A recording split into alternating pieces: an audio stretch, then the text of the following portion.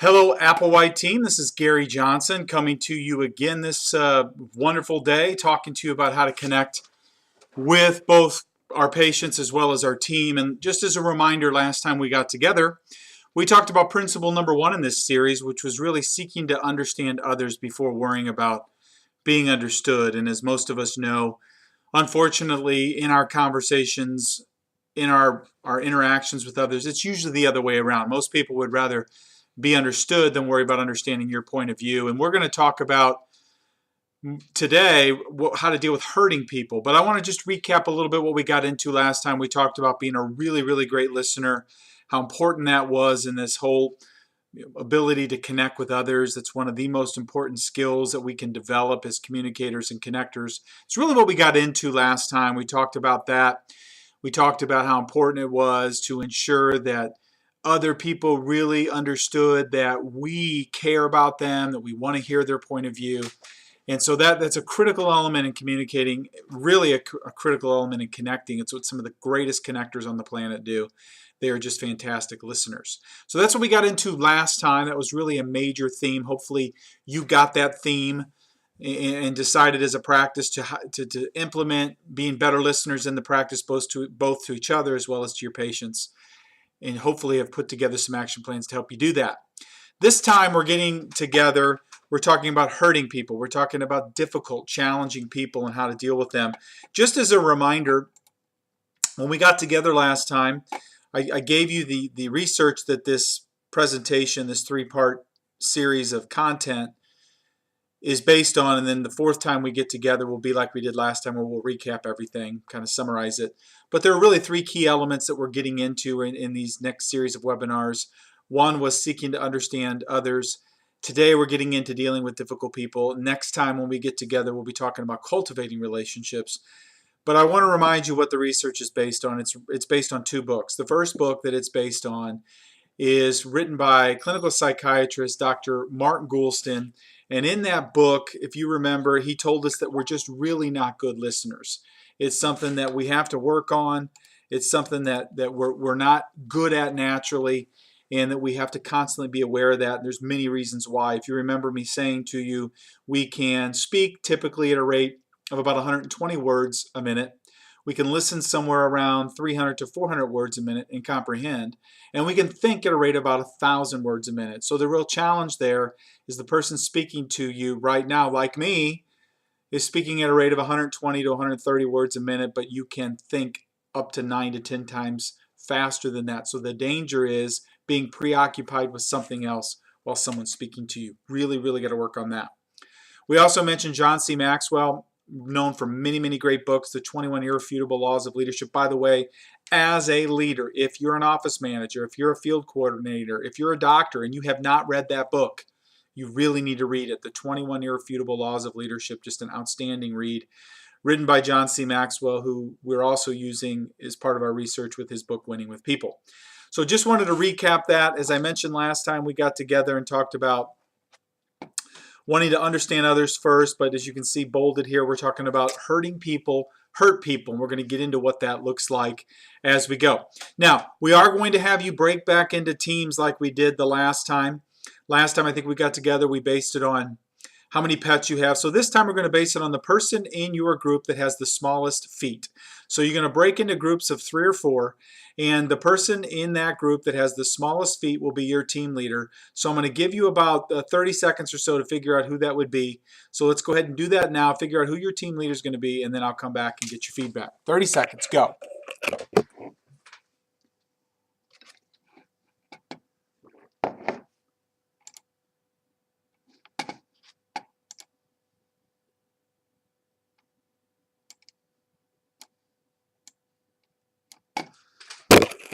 Okay, hopefully you had the opportunity to figure out who your team leader is, the person with the smallest feet.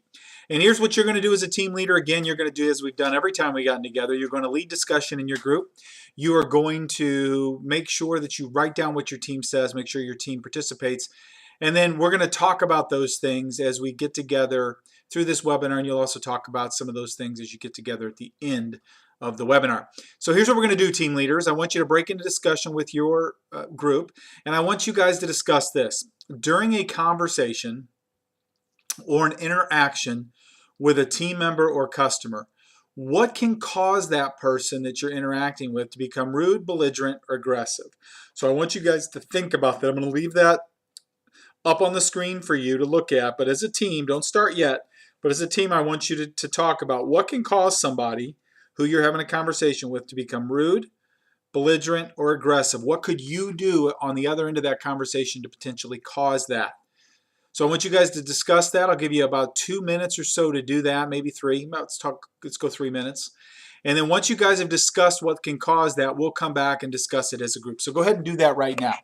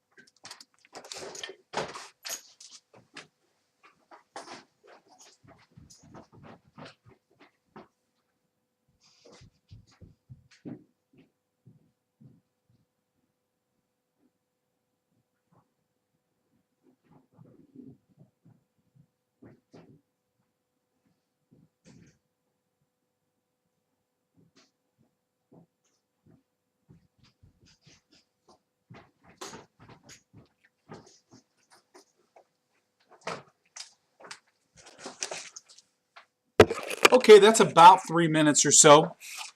Let's talk about this. Talk about some of the things that you guys would have talked about in your groups. Whenever I ask this question, I get a lot of different answers, things that can cause people that we're interacting with to go from non-confrontational to aggressive, belligerent sometimes, even rude. And I want to discuss some of those things with you. So hopefully, as you guys got together as a group, you guys talked about things like ignoring them. That's something that comes up quite a bit. People will say, you know, a lot of people will get frustrated or start to get aggravated if they feel like they're being ignored. And there's a lot of ways they can feel that way if we're not making good eye contact with them, if we're multitasking while we're talking to them or they're talking to us. That's one of the things that can cause people to become aggressive. Talking over them. Talking over them is another, where they are trying to give us their opinion or position on something. We've heard it 3 or 4 times this week. We know what they're going to say, so we talk over them, or they feel that way, and we have to be really careful with that. That can be another one that can cause this. Not listening in general, just not hearing their point, not paying attention. Different than ignoring. Ignoring could be more along the lines of really not hearing what they're saying, either because we don't want to hear it or because we're not catching on to what they're telling us. Not listening is just that. I mean, just not even paying attention to them. And it really frustrates them, frustrates people. Interrupting them is another. This is a big one where we interrupt somebody while they're into their point or things they want to discuss. And that's, again, very, very dangerous if you're wanting to connect with people. Most people, when you do that, will get very frustrated and either shut down and not talk to you at all, or they'll get louder and start over. So interrupting is a big one. Another one that I hear a lot is minimizing them. So people will say, you're minimizing me or not making me feel important. And all of those things, ladies and gentlemen, all of those things are obviously things that can cause me, as the connecting person on the other end of your conversation, the person you're trying to connect with, to get upset. But can they come into our office? Can they interact with you that day and be upset before they ever even walked in the door? Could they be ready to pick a fight with you, and you just happen to be standing there because something bad happened to them either that day, that morning, coming into work, whatever it might be? Let me give you a classic example of this. I'm going to refer to Zig Ziglar a couple of times throughout today's session. And if you're not familiar with Zig Ziglar, some of you young folks out there in the audience, I'd strongly recommend you go onto YouTube and just type in Zig Ziglar. I think you'll be really impressed with what a great speaker he is. He was considered the ambassador to the world. He's no longer with us. He passed in 2012, but had written over 25 books. Incredible connector, someone who could really relate to most people. And he tells of a story, just getting into this whole point of hurting people. And he talks about a story about a business owner, and we're just going to call him Mr. B. That's the person we're going to talk about, one of Zig's stories. And I want to share with you this story about hurting people. Mr. B owned a business and happened to be in Iowa. And Mr. B was a second-generation business owner, and so his father had started the business. The business was a very, very, very successful organization of about 100 people or so in manufacturing, and the father was really an icon of the business, a great connector, somebody who really set a very, very good example for his employees. And then once he decided to retire, he turned the business over to his son, again, as we'll call Mr. B. Now, Mr. B wasn't quite the leader his father was. He wasn't as inspirational. He had a tendency to show up to work late. He had a tendency to leave work early. He had a tendency to take really long lunches. And just wasn't one of those individuals that the rest of the team looked to like they did his father. And he had recognized this in himself and decided to hold a company meeting. And in that company meeting, he acknowledged all these shortcomings with his team, and he explained that he knew that he wasn't being the type of leader that his father was. He knew he needed to work on it, and from this day forward, he was going to make a change. And instead of coming in late, he would come in early. Instead of leaving early, he would stay late. He would take normal lunch hours, and for about 2.5 to 3 weeks, he was doing an incredible job. I mean, his staff was excited. They were seeing a change in him, and everything was going as though he said it would go in his staff meeting, until one day he was away at lunch and time had gotten away from him, and he looked down at his watch and he had about 15 minutes to get back to the office, and he was about 25 minutes away. And so this particular day, Mr. B decided he would speed to try to catch up that time so he could get back to the office when he was supposed to be back. And of course, Murphy's Law, the one day, and he's not a speeder, the one day he decides to speed so that he can make up the time to get back to work, sure enough, there on the highway is Johnny Law. And the police officer catches him speeding, he pulls him over, and of course Mr. B is, just infuriated that he's being pulled over. He never speeds, and as the police officer is walking up to the car, he's thinking to himself, I never speed, and I can't believe I'm getting pulled over. And as the police officer comes up to the window, Mr. B has an attitude and says, I can't believe you're pulling me over, and all the taxes I pay for this county and all the people I employ, and we probably paid for that new police car you're in. I don't know if any of you in the audience has ever had an attitude with a police officer when you get pulled over. If you've ever done that, don't do that again. As you know, it doesn't go well. Typically, that 10 or 15 minute stop for a speeding ticket is going to turn into a 25 or 30-minute stop. And in this particular case, that's what happened. The police officer took his time writing that ticket, and sure enough, he wrote that ticket. And Mr. B got back to the office, and he was really late. And instead of taking ownership of being late, you know what he did? He passed that on to somebody else. He called his vice president of sales into his office, and he said, John, get in here. And so John came into his office. He said, yeah, Mr. B, how are you today? He said, John, did you get the Anderson account? And John said, well, gosh, Mr. B, I didn't get it, and I thought we were going to get it, and I'm not sure what happened, and everything was lining up that we should have got the account. I just don't know what happened. He said, did you get the account or not? And he said, well, no, Mr. B, I didn't get it. And he said, well, John, how long have you worked for me? And he said, well, I've worked for you for 9 years. And he said, do you want to make it to 10? Do you think you have lifetime security, John? Your responsibility is to bring in accounts. I can't believe you didn't get the Anderson account. I need you to get out of my office. If you want to be working here, if you want a job, you need to go get me some accounts. You need to go get them right now. Boy, if you thought Mr. B was mad, John, the vice president of sales, walked out of Mr. B's office steaming mad, going to threaten my job, tell me how I need to go get accounts. If it wasn't for me, we wouldn't even have a business, all the accounts I bring into this company. You're always gone, always taking late lunches, always in late, leaving early, going to threaten my job. Lucy, get in here. Lucy was John's executive assistant. He said, Lucy, have you gotten those letters out I asked you to get out on those accounts? And she said, well, no, John, you asked me to work on the Higgins account. I've been working on the Higgins account this afternoon. And he said, Lucy, how long have you worked for me? And she said, well, I've worked for you for 7 years. He said, do you think you have lifetime security? Do you want to make it to 8? We need to get these account letters out. We need to get them out today. You need to get on this ASAP. Boy, you thought John was upset? His executive assistant, Lucy, walks out of his office steaming mad, going to threaten my job. All the things I know about you, you're always missing things on your calendar. If it wasn't for me keeping you organized, you'd miss half the accounts around here. You'd forget to go to their appointment, kind of threaten my job, ask me how long I worked here.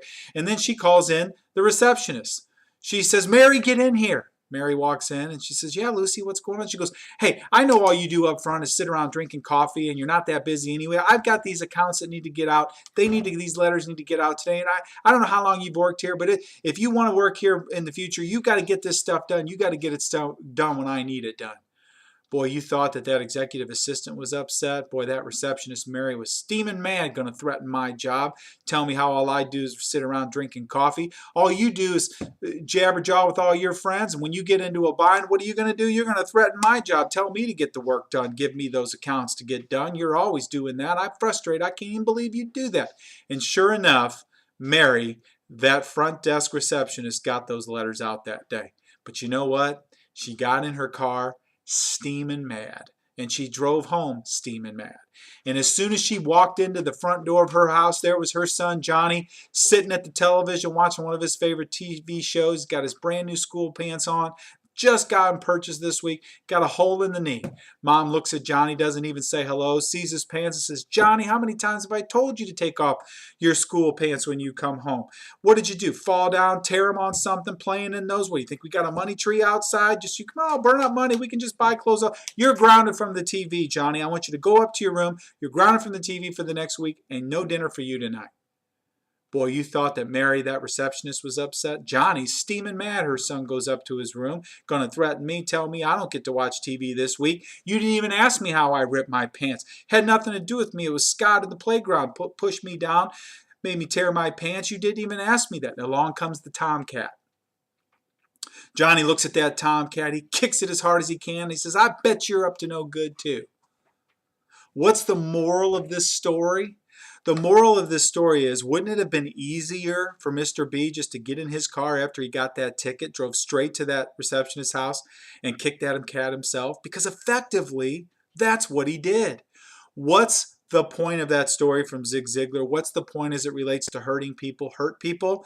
A lot of the people walking into your office have had somebody kick their cat. It has nothing to do with us. We just happen to be standing in the way. And I think it's a critical element for us that when somebody comes in upset, we don't take it personal. It has many times nothing to do with us. So when we get that situation, when we're in a situation where somebody that we're interacting with has had someone kick their cat, what do? That's the real key question. What do we do when we have that occur? Well, what Dr. Goulston will tell us, if you remember, he's the one that wrote the book Just Listen. He'll tell us that when somebody is in this psycho stage right here, and you guys have all seen this word psychological, they'll never listen to logic.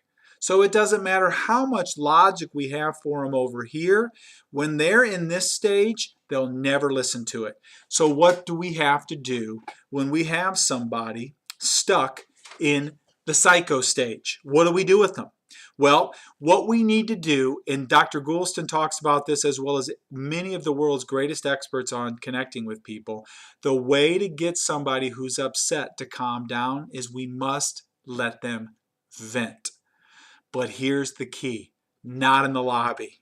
We want them to vent, but we don't want them to vent out in front of everybody. If they start down that pathway, what we want to tell them is, Mr. Smith, I completely understand that you're frustrated, and I definitely want to hear what you have to say. I want to give you our practice's undivided attention.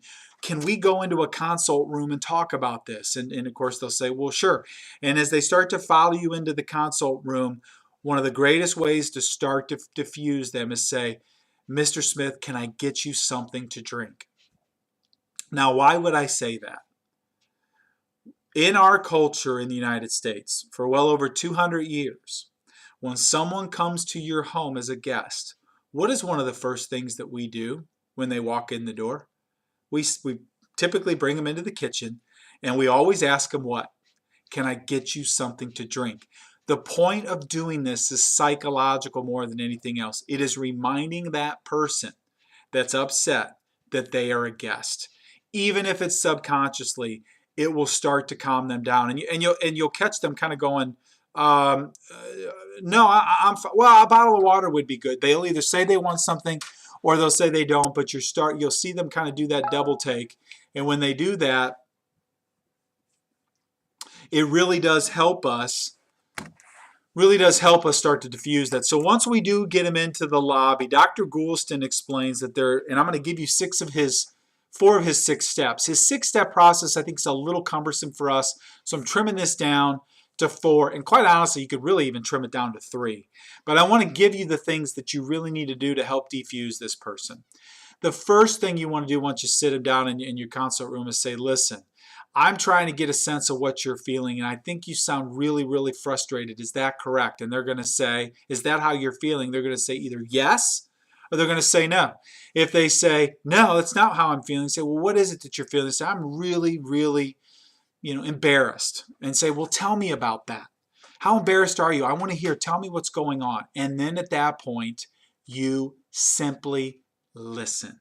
Let them tell you what's going on with them. Don't interrupt them.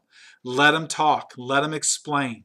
And what you want to do, as we talked about in our first series, what you want to do is you want to, at certain key intervals throughout that conversation, let them know you're listening by saying things and confirming things like, it sounds like what you're saying is, you're this frustrated or you're this embarrassed because of this. Do I have that right? And you're looking for confirmation at the appropriate time. And you'll know when that appropriate time is because they'll go like this. And they'll stop talking. So you'll know that they've kind of got out what's on their off their chest, what's on their chest, off their chest. They'll get that out, and you'll know because they'll kind of pause. And then once you say, "It sounds like this is what's going on. Do I have it about right?" They'll confirm that. One of the greatest things Dr. Goulston recommends here is simply this last statement. Tell me what needs to happen for that feeling to feel better. Tell me what needs to happen. It is one of the most disarming statements you can make. It works literally almost every time. I will tell you this will work 95% of the time. The 5% that it won't work, it doesn't matter what you're going to say. You're never going to talk the person off the ledge. 95% of people are reasonable. 5% of people are not. You could give them the key to the city and they wouldn't be happy. But let's quit managing our businesses based on the 5% that we couldn't do anything to make happy. Let's focus on the 95. And these steps, ladies and gentlemen, they work. If you do anything, remember, let them vent. Get them out of the lobby. Ask them if you can get them something to drink. Bring them into the consult room. Sit them down. Say to them, I understand your whatever it might be. You're frustrated. You're embarrassed. You're angry. Can you tell me more about that? Let them talk. Once they get to a point where they're done talking, remember, don't interrupt them. Simply nod and listen. When you hear them stop talking, confirm their feelings by saying, it sounds like, whatever it might be, do I have that right? They're going to give you a yes or a no. Once they give you confirmation, here's again the magic words. What needs to happen for you to feel better? What needs to happen for that feeling to feel better? Either way you say it, get comfortable saying this. It's one of the most powerful ways to disarm someone, and 95% of people will really, really come off that ledge when you bring them down that principle. Okay, it's really, really important. When we're talking about frustrated people, most of you in the audience, including myself, until you have some training on this, don't know how to deal with conflict. And unfortunately, many of us are mirroring conflict management from what we learned in our households growing up. And if your father's not a clinical psychiatrist or your mother, you're probably not modeling conflict resolution very well. Many of us will either get defensive, we'll get agitated ourselves, we'll confront aggressively, we'll get into a situation where now we are arguing with our client or our patient or our teammate, and we escalate that into an even more difficult problem. That's never going to help us in our practice. It's never going to help us in our relationships. So remember, when we're talking about conflict resolution, the best thing for us to do is to seek to understand, as we talked about in principle number 1, the other person. One of the best ways I can do that is be a great listener. And if I have somebody upset or frustrated with me or my business, the best thing I can do is let them vent and then confirm my understanding of how they feel, and then ask what needs to happen to make them feel better. So with all that said, last point on this I want to get into before you guys debrief is remembering it's much more rewarding to resolve a situation than it is to dissolve a relationship. I'll tell you a quick story in my past.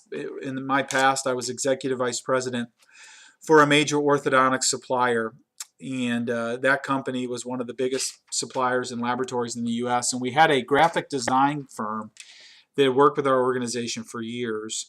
And this particular person that was in charge of that account and owned the company that we purchased this graphic design work from was very hard-headed.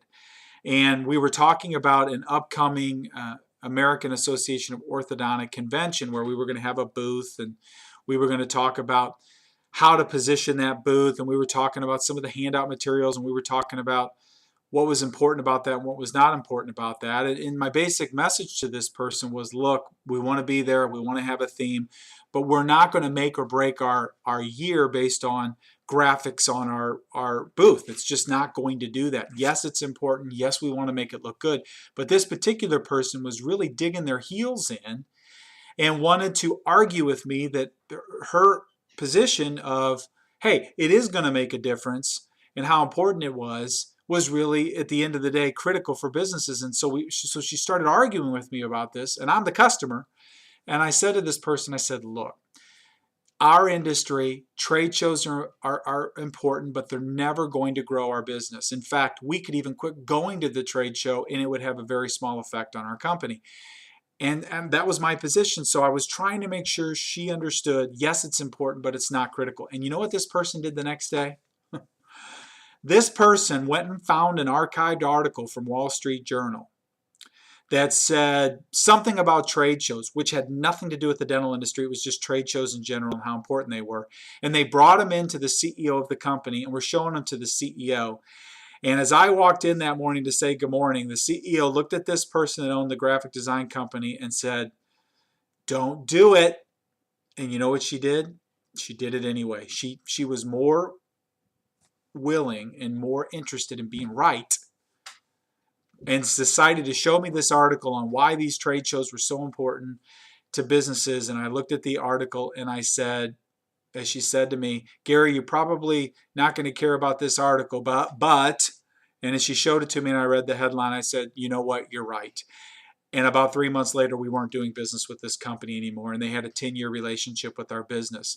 Please remember, it's much more rewarding to resolve a situation than it is to dissolve a relationship. But unfortunately, most encounters we have with people cause the opposite. We're more willing to let some relationship deteriorate than to eat a piece of humble pie and figure out a way to make that relationship right. So with that said, I want to close off this webinar. I'm going to ask you facilitators to get your teams back together and talk about hurting people, hurt people, and what it is about this particular webinar we can use in the practice to be better at managing conflict, especially with upset patients. Just as a reminder, what is it that we got out of this? What things can I remember about defusing a situation? And then in your action plans, what are we going to do differently to either handle conflict as a team better or with a patient? Thank you so much for attending. We'll see you next week. Have a great day. Take care.